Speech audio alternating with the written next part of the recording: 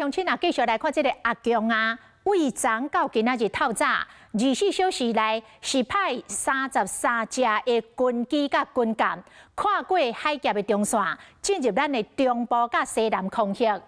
海军司令东华接受到杂志经济学人的访问，就形容阿强啊是用网抓战略予台湾压力，讲只要因愿意，随时拢会当封锁台湾。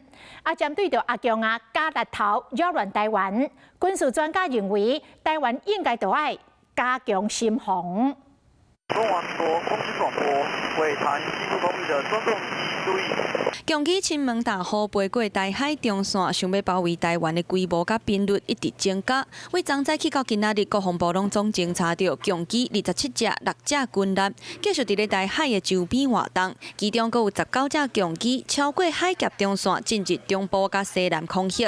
我国的海军司令东华接受经济学人专访的时，就指出，中国当咧使用网抓战术对台湾施压，佮讲中国想要随时会当封锁台湾。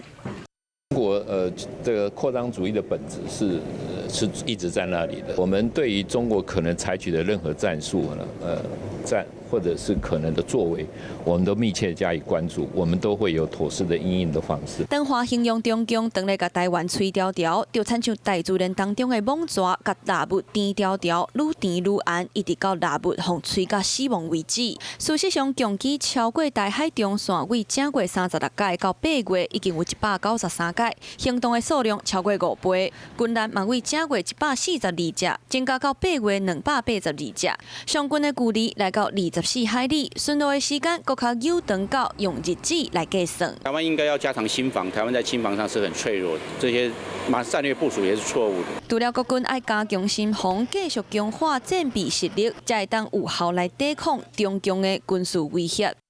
Hello， 我是林仙怡。想要抢先掌握最及时的新闻资讯吗？赶快订阅、按赞、开启小铃铛，锁定华视新闻 YouTube 频道。